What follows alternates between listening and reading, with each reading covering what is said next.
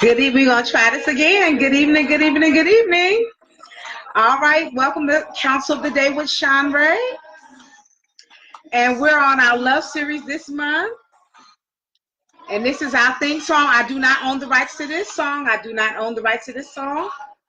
But this is our theme song for the month. Yes. Yes.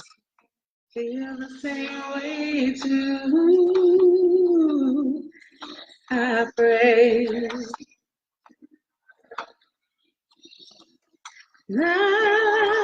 Good evening, good evening, good evening. All right. All right, we're going to get started. I'm sharing this. We're going to go on and get started. Good evening, Tanita. Good evening, Mama Corinne. How are you? All right, this is our theme song for this month, too, by Casey and JoJo. And I'm going to cut it off right now. We're going to go on and get started. But I love this song. Like you. Yes.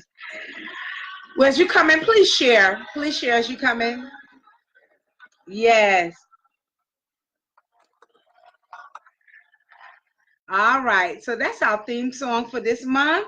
And welcome, welcome, welcome again to Counsel of the Day with Shanrae. So happy to have you all this evening. I'm going to go on and do my disclaimer as we get started.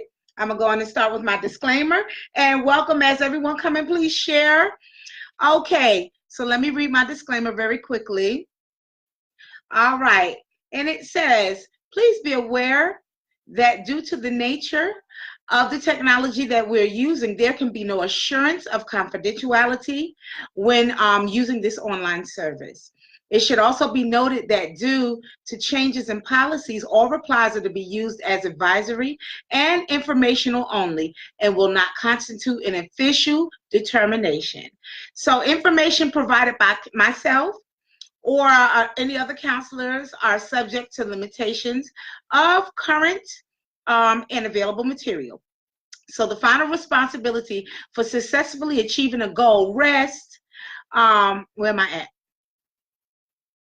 Okay, rest with you, the individual. And information online is designed to be helpful. However, and I'm doing multiple screens right now. So however, if this information changes, it does change frequently. So it is recommended that clients consult other physicians, other specialists, or other religious leaders to aid in your overall well-being, behavioral wellness. All right, so we're going to go on and get started. And it's so good to see you all this evening. I'm back for this month, and it's called the Love Series. So our scripture, and again, please chime in as we go along, because you all know that I love feedback. Good evening, Donald. Good evening, Felicia. How are you? Tanita again, and we see Mama Corinne on. Please share as you come in. So I'm going to start with our scripture because I am a Christian-based counselor.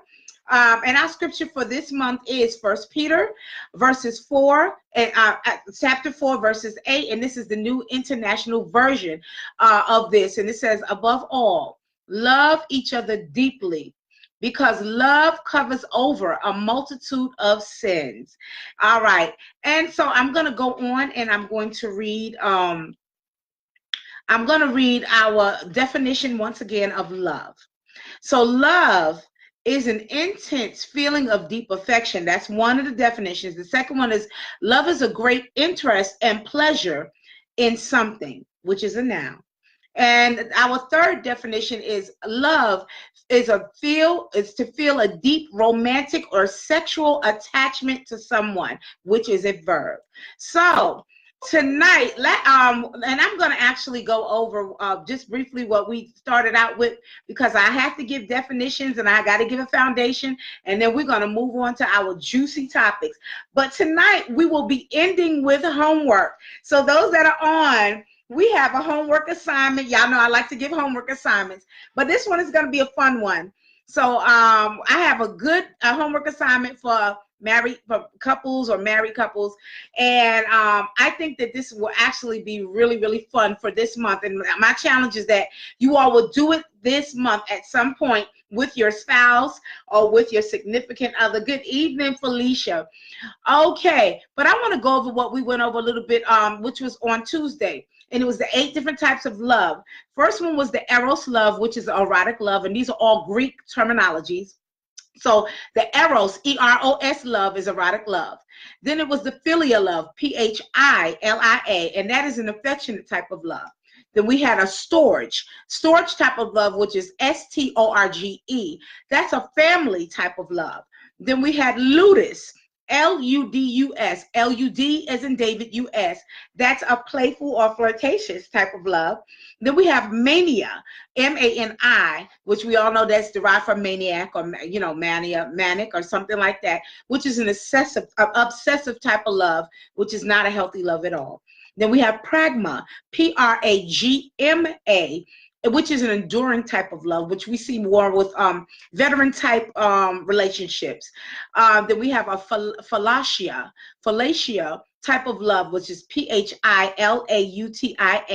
which is a self-love. And then, of course, we have agape love, which we're very familiar with, which is a selfless form of love. So tonight, I'm going to pick up with introducing the love triangle. And the love, so I already defined what love is. Let me give you the opposite of love. The opposite of love is not hate, it is apathy. So the opposite of love is not hate, it is called apathy. And apathy is a lack of interest or enthusiasm or a lack of concern. So the opposite of love is apathy. And that's apathy is a lack of interest, a lack of enthusiasm, or a lack of concern. So I want to go on and get busy because we only got 30 minutes, guys. We only have 30 minutes. So let me see if anyone is saying anything. Okay. So I'm going to talk about tonight the duplex theory of love, or the triangular theory of love. And the theory of love as a story. That's what I'm going to talk about tonight, very briefly, and go over some things. I'm not going to bore you because I want to get into our homework assignment.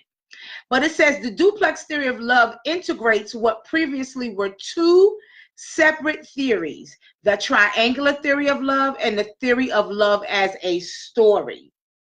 Okay, so the triangular theory of love. And please forgive me because I'm looking between screens right now. The triangular theory of love holds that love can be understood in terms of 3 components that together can be viewed as forming the vertices of a triangle. So the triangle is used as a metaphor rather than a strict geometric model. And these 3 components are intimacy. The 3 components of this triangle with love is intimacy, passion, and then commitment, decision/commitment. So I'm going to tell you the triangle of love here. This is a triangle. And the 3 components of this triangle is first, passion. That's at the top, passion, which is eros, which is that eros, what we talked about earlier.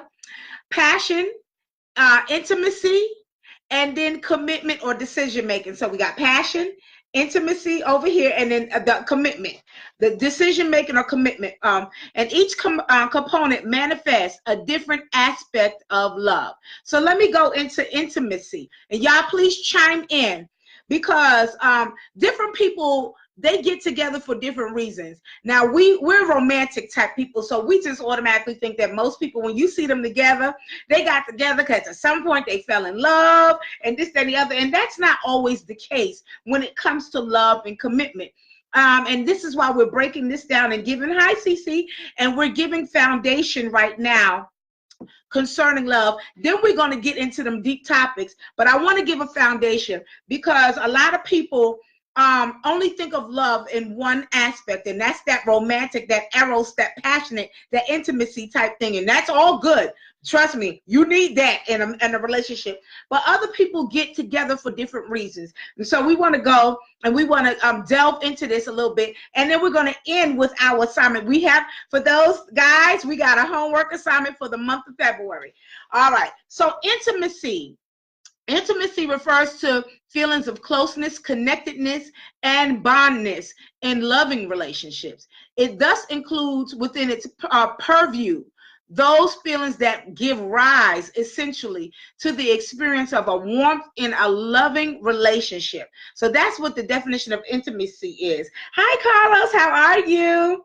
All right, passion. We're going to talk about passion. So passion refers to the drives that lead to romance, physical attraction, sexual consummation, and related phenomena in loving relationships. So the passion component includes within its purview those sources of motivational and other forms of arousal that leads to the experience of passion in a loving relationship.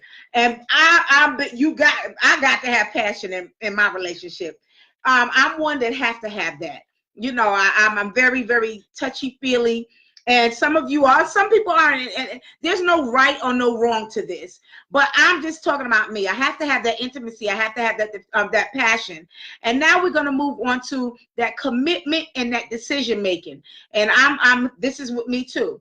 So the decision/commitment refers in the short term to the decision that one loves a certain other person, and in the long term to one's commitment to maintain that love. So these two aspects of the decision/commitment component do not necessarily go together. In that one one can decide to love someone without being committed to the love in the long term. Or one can be committed to a relationship without acknowledging that one loves the other person in a relationship. So that's kind of, I know it sounds like a bunch of mumble jumble right now, but it's really hard to stay committed in a relationship when it's just one-sided. You know, a lot of us have examples, and we've seen people that have been committed to a relationship where the other partner has not been, and they're just doing what they want to do. But the other person just said, I'm in it, I'm going to be here, and I'm just going to stay committed. Now, if that's what they do, that's what they do. On the other hand, the commitment has to be on both ends, because that's just my opinion. I'm not going to sway anybody else from their opinion, but commitment is it works better if it's with both people, the commitment. But you know, everybody has their own definition of love. I was just reading up on I'm not even going to call her name, but there's a woman who has been well known for, she's opened up a lot of different restaurants and her cookbooks, and she was on TV shows, and she's actually experiencing right now. They are selfish, Dee Dee. You're absolutely right. I'm sorry. I'm looking for my phone to my laptop and all. That is very selfish. But unfortunately, some people are just, they said that they'll just be committed, and it doesn't matter whether the person or someone else stays committed or not. They said they'll be committed, and you know, to each their own. But getting back to my reading. I was reading, and this woman is experiencing an early Alzheimer onset, and she's in her 60s now, and she's been experiencing this for the last 5 or 6 years. And there's a big controversy going on at this time. Hi, Angela. There's a big controversy going on at this point because her husband is moved on with his life. Now he's got a girlfriend, and he's moved his girlfriend in with him and his wife, his ailing wife. And he's trying to tell everyone that before his wife got very, very, severely afflicted by the Alzheimer's, that she told him to move on with his life. But the controversy here is It's one thing to move on with your life, and it's another thing to totally disrespect the marriage that you're in right now, because the vows say till death do us part. Not, our vows say to death do us part, but he is just I mean, hell bent on just trying to prove that his wife gave him the permission to go, move on, get a girlfriend, move her in with them. And he says that his girlfriend now even helps with his ailing wife. Didi says sure is. So my thoughts is, I don't think that that's what his wife meant when she was in her right mind, that it was okay for you to have a girlfriend and move her into our home while she's still there. It's not like she's in a facility. She's still there in a home. And he's trying to justify the fact that, well, because she's still here and I'm taking care of her, and I need the help. So my girlfriend is moved in to help us. That is, that's y'all can tell me what you think about this, but that is, these people now with their thought patterns with commitment and stuff. And because I'm in the health field, I wasn't always in the counseling end of it, but I used to do private duty for a number of years. So I took care of a lot of people who were experiencing Alzheimer's and dementia. And I watched their partners be with them faithfully and committed until the end. And then when it was over, then they moved on with their lives. So I have a kind of a different perspective there. But and he is publicizing it. Yes, it is. It's all over the tabloids. Thank God I can't remember the name of the lady, but she's famous. And yes, it is being publicized. He's trying to justify why he has moved his girlfriend in, and the girlfriend is helping out. And so, but this love triangle. Let me move on. The three components of love interact with each other. For example, greater intimacy may lead to greater passion or commitment, just as greater commitment may lead to greater intimacy, or with lesser likelihood, greater passion. But in general, the components are separable, but interactive with each other. So although three components, and I'm sorry, I got them working these both screens here. Although the three components are important parts of loving relationships, their importance may differ from one relationship to another, or over time within a given relationship. So indeed, different kinds of love can be generated by limiting cases of different combinations of the components. Tanita said, hold on, let me read. I'm sorry, let me just pull my phone over here. So Katrina ATL, yes. Hi Katrina, how are you? Tanita said her name is, yes, Tanita, it is B. Smith. Okay, Tanita knows who I'm talking about. Her husband is Dan Gadsby.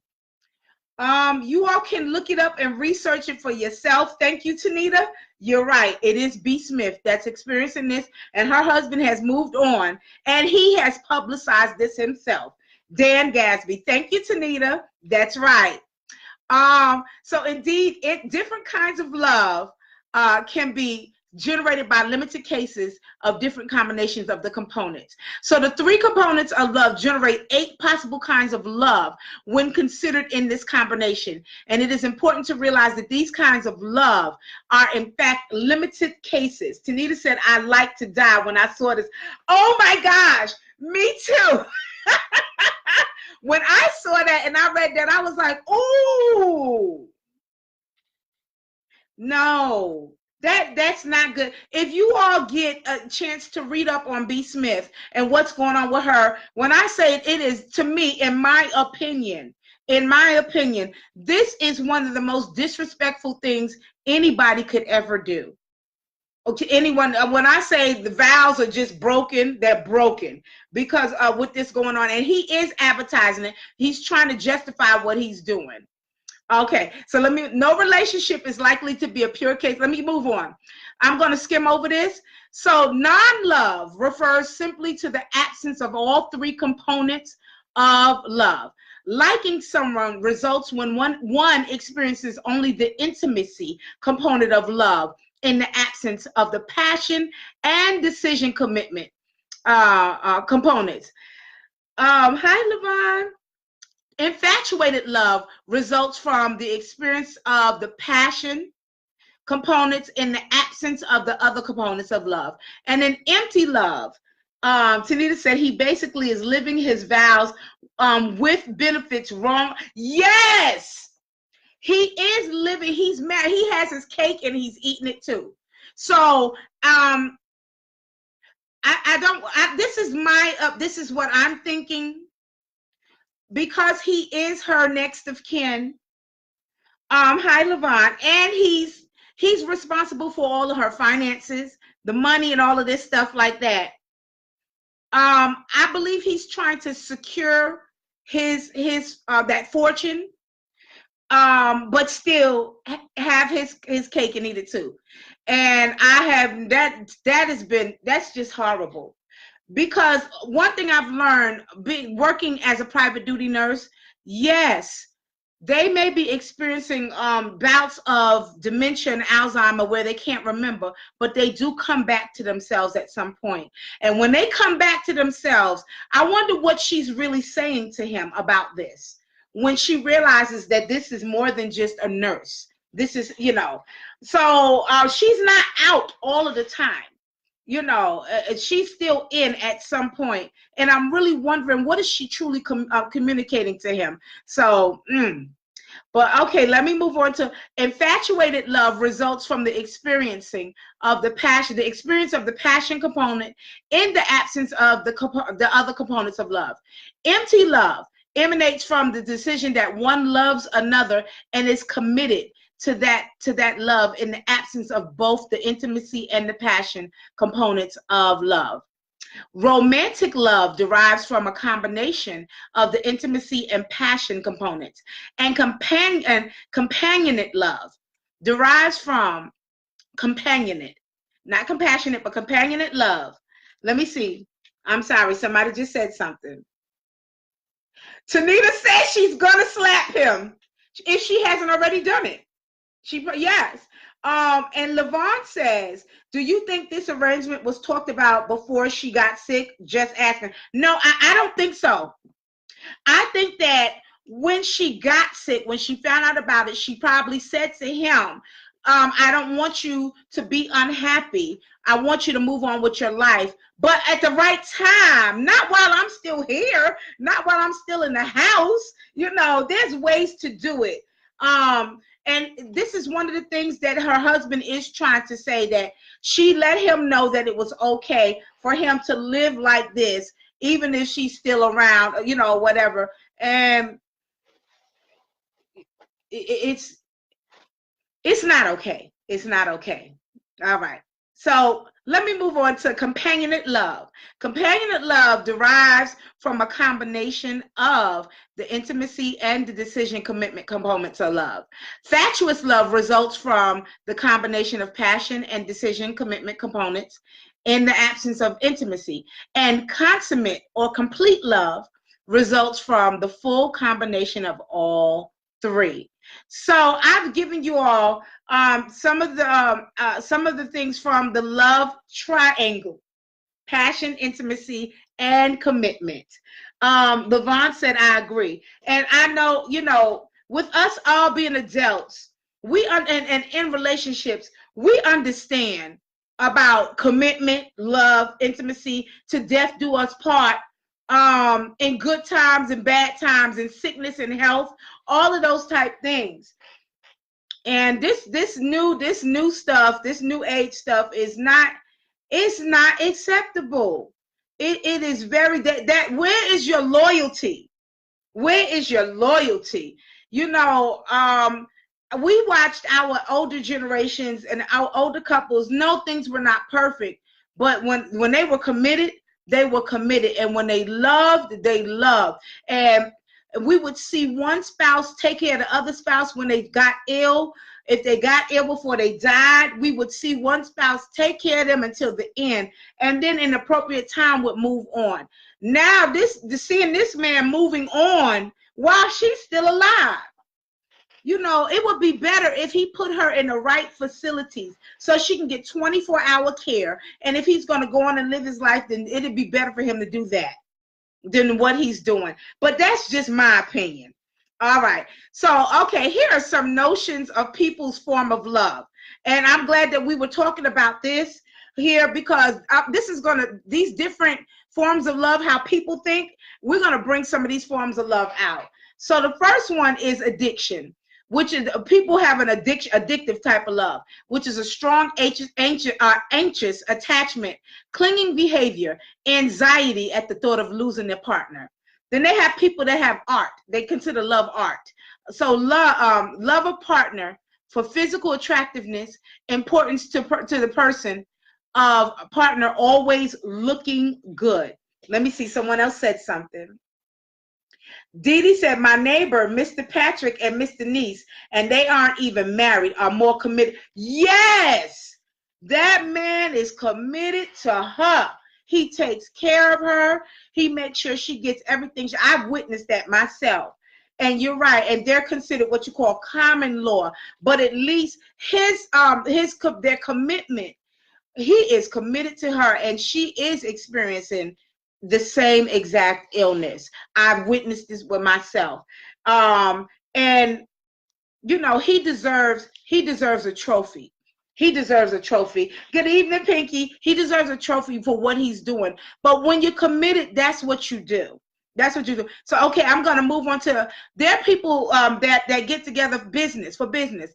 So their relationship is as a business proposition. Money is power, and partners and close relationships as business partners. So he refuses to put her in a home. Okay, you know, which means that he's going to take care of her to the bitter end. And if he's going to do that, then he'll do it. I just hope and pray that he gets some counseling in between, because it's very hard to be a caregiver. Again, that's something that I did for years before I became a counselor. And it's very, very difficult to be a caregiver, especially 24/7. The job of when you're a caregiver, you know, we do things by shifts. And a lot of times they do it 16-hour shifts now, 12-hour, 16-hour shifts. So I was on 16-hour shifts. But even with that 16-hour shifts, I had to leave and I had to get refreshed and replenished. So I am praying. It is a lot. Yes, Dee Dee, it is a lot. I'm praying for him, some strength with him. He needs a break. And it doesn't mean that he isn't committed, but he needs a break. He needs to rest at some time, because that is a full-time job. It really is. He needs some help. So collection. There are people that consider love as a collection. The partner is viewed as fitting in to some overall scheme. The partner is viewed in a detached way. There's another form of relationship love that's called the cookbook love. So that's doing things a certain way, which a certain recipe, which results in relationship being more likely to work out. Departure from recipe for success leads to increased likelihood of failure. So, hi, Jose. Then there's the fantasy type of love. So often, these people often expect to be saved by a knight in shining armor, or to marry a princess and live happily ever after. Okay, most people have that type of love. Then there's the game type of love. That love is a game or a sport. Then you have the person that believes that love is like a gardening. And this relationship needs to be continually nurtured and tended to. That's a lot of work, y'all, that gardening type of relationship. Then there's a government type of relationship, which is autocratic, where one partner dominates or even controls others, which is the democratic, and two partners equally share power. So, child, I know that's right. Dee Dee said, child, please. Then there's the type of love, there's a history type of love, where events of the relationship form an inevitable record, which is keep a lot of records, mental or physical. Then there's that horror that horror love, where the relationship becomes interesting when you terrorize or are terrorized by your partner. Ooh, I don't need, that's not love at all. Okay, then you have the house and home type of love, where the relationships have their core in the home through its development and maintenance. Okay, then there's the humorous type of love, where love is strange and funny. Okay, then you have that mystery type of love, where love is a mystery, and you shouldn't let too much of yourself be known. Wow, that's crazy. Okay, then they have that police type of love. The police type of love is where you got to keep close tabs on your partner to make sure that he or she toes, or they keep they're on their toes and they stay in line, or you need to be under surveillance to make sure that they behave right. That's that police type of love. Then they have the pornography type of love, where love is dirty, and to love is to degrade or to be degraded. Okay. Then they have the recovery type of love. The recovery type of love is survivor mentality, and they view that after past trauma, the person can get through practically anything. So that's that recovery type of love. Then you have the religious type of love, where they either view love as a religion or love as a set of feelings that are and activities that are dictated by religion. Now I'm going to pause here because a lot of us. Thank you. Dee Dee said, "No, ma'am." A lot of us that are Christian believers or that come from like a religious sector, I know with me, I grew up hearing sometimes in the church how you're to be intimate with your spouse, in the boudoir. And as I got older and I started reading the Word of God and searching the scriptures for myself, I started realizing that was man's, that man's thing, For instance, no, I don't want to get too much into it, but we know the different forms of pleasure.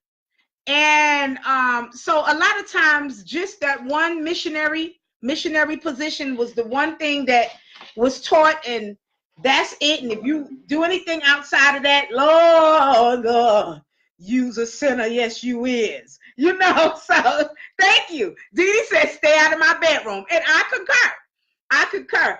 But religion, how they view their love that type of way, and you can't talk and you can't express yourself. And listen, the bedroom, the Bible says that the bedroom is undefiled. There's one thing that it does talk about in the Bible. Now, it's in the Bible. It's not me, it's the Bible, and that talks about sodomy. And it talks about how that's an abomination, and it explains why. Again, that's the Bible. That's not me. It's the Bible. It's the Bible. But other than that, I've heard for years growing up what you're not supposed to do. You're not supposed to do this. You're not supposed. One of the main things they talked about is you're not supposed to well, whatever, masturbation and stuff like that. Okay, listen. The bedroom is undefiled outside of that S word that I just said earlier. There's scripture to back that up. But the Bible says the bedroom is undefiled. So this religion type of love, that's what it's going to be hard to stay married with that. Okay, sacrifice. They have a sacrificial type of love. What did Tanita say? Tanita, what did she say? She said, stay out of my... Okay, Tanita got the question marks. Okay.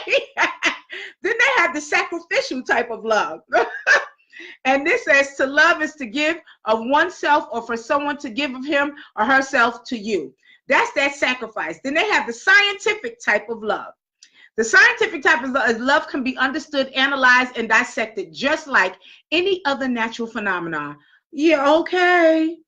I'm giving y'all foundation about the different types where love is derived from, that triangle: intimacy, passion, and then commitment. But each relationship is different. Just like we're different, we can look alike, but we still all different. Our relationships are all different too. Then they have the science fiction type of marriage, of love, feeling that partner is like an alien or incomprehensible and very strange. Okay, so then you got the sewing type of love, where the love is whatever you make it. Then you have the theatrical type of love, where love is scripted with predictable. Hi, hey Jeff, hey Nathaniel, how are you? Okay. So I'm sorry, my computer is hot. It is hot. They keep sending me stuff. You got the sewing, like you sewing with a needle, that type of love, where love is whatever you make it. They have the theatrical love, where love is scripted with predictable acts, scenes, with scenes and lines. They have the travel type of love, where love is a journey. They have the war type of love, where love is a series of battles in a devastating but continuing war. Then they have got the these are the student-teacher type of love, where love is a relationship between a student and a teacher. Okay, that just wore me out, y'all. So Tanita said, you better get with it to keep your husband. Thank you. Thank you. Thank you, thank you, thank you, thank you. I know I experienced something where a young lady, she was older. She was about 40 years old when she married. She said she was a virgin. She said she was a virgin, so she said it. She said it. She married a man who was married previously, and his wife passed. And so, as she went into counseling, they went into premarital counseling. She proceeded to tell the husband, "I'm okay. Okay, Nathaniel, I'm okay. I've been doing great. Thank you, Nathan." So she proceeded to say during premarital counseling the things that she was not going to do with her husband, as far as intimate wise, because she was taught in the church that certain things that you don't do, and so he was doing premarital, they're doing their marital counseling. He was saying to her that he don't understand what the issue was when they're married. They're free to love each other and whatever, but she held on to the fact that what she was not going to do and what she wasn't going to allow him to do, she was more of that missionary type of chick. So they married, and I guess he assumed that he can change her mind and stuff like that. Well, then, to make a long story short, she wound up going back into counseling by herself, or after they married, because unfortunately her husband started cheating. Because what he wasn't getting there with her, he decided to get somewhere else. And so when they would, Dee said, "Lord help." I know that's right.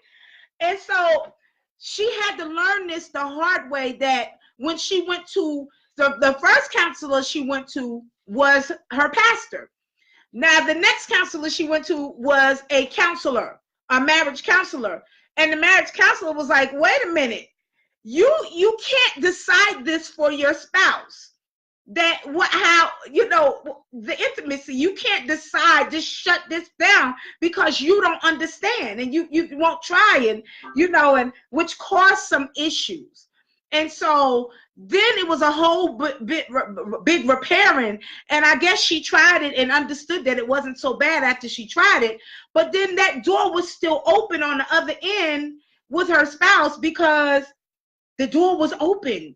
So it was hard for that to be shut off on that end. It was hard. Wrong person, pastor. Yes. Thank you. No. You're right. It should not have been her pastor that did the premarital counseling. You're absolutely right. Should not have been him. Dee said yes. Should not have been him. So when she did start to cooperate with him, it was something. Now he had to fight to close that door that was open, because he was then used to being married with benefits. So it's imperative to understand who you with when you with them, and what y'all, how you all love each other. Marriage, you got to grow together. It don't automatically start out with a big bang and this is it. No, as we grow, as we get older, things change, and things do change, and you change with it. And the way my husband and I are intimate together now is not the way we were intimate together when we first got together. Because first of all, we're older. Second of all, we know each other better now.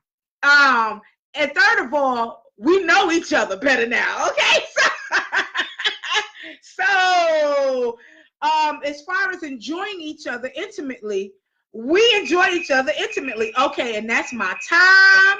I'm gonna stop. That's hold on. Give me a minute. Let me stop it. That's my time. I'm going to give y'all this homework assignment for the month. This is one of the homework assignments for the month. Let me read this very briefly. And this is called soul gazing. It's called, and it says the look of love is in your eyes. The look of love. I'm sorry. Tanita said, yes. And you got to get creative. Oh my gosh, yes. Yes, you do. Yes, please. Keep it. You got to keep things spicy in the boudoir. You must keep things spicy. So, okay. So I want to tell. So the look of love is in your eyes. The look of love is saying so much more than just words could ever say. And that's by Dusty Springfield. So you're just so the song says, you're just too good to be true. Can't take my eyes off of you.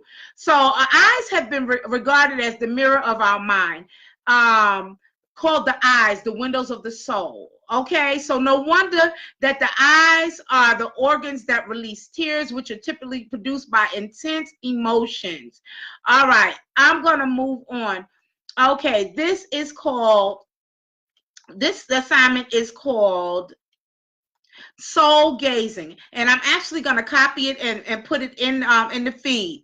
So it says to engage in soul gazing, you and your spouse should face each other in a seated position with your knees close to touching each other, and to hold eye contact for 3 to 5 minutes. You could put music on while you're doing this, but no talking.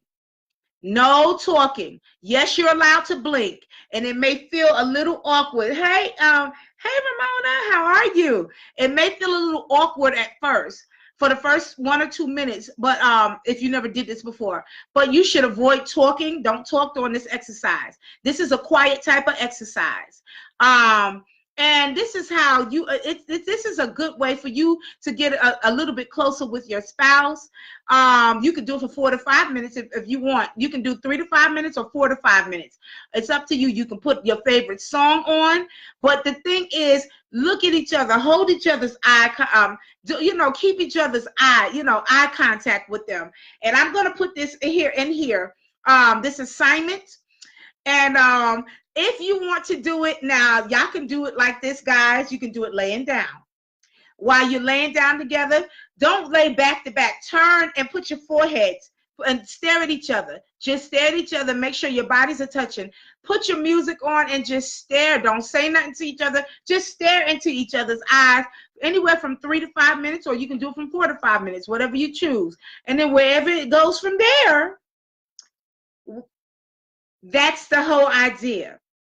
Okay, just stare into each other's eyes, guys, because the whole thing is to bring back the intimacy, the love, the commitment, the passion into our marriages, into our relationship, because that is one of the biggest too. That's one of the biggest things that Satan wants to do. Thank you, Ramona. He wants to get us married people separated. He wants us to hate each other. He wants us to really despise each other rather than love each other, because it is one of the most powerful things in the world is when you see a husband and wife really, really, really loving each other. So this has been my love series. I'm going to put my theme music on.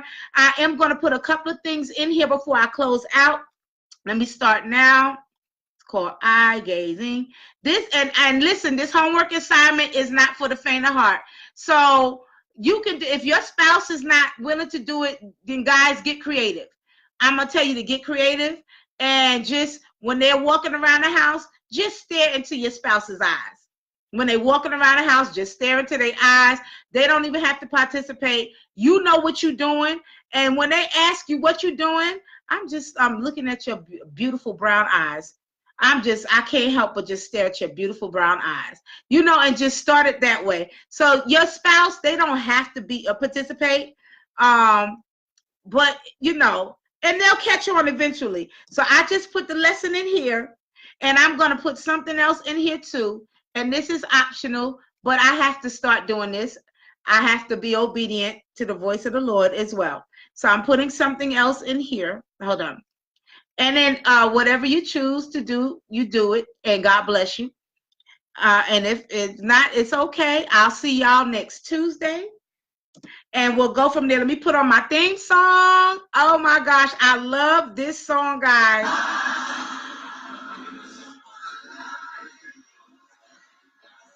And we're going to close out. I'll see y'all next Tuesday for week 2 of our love series.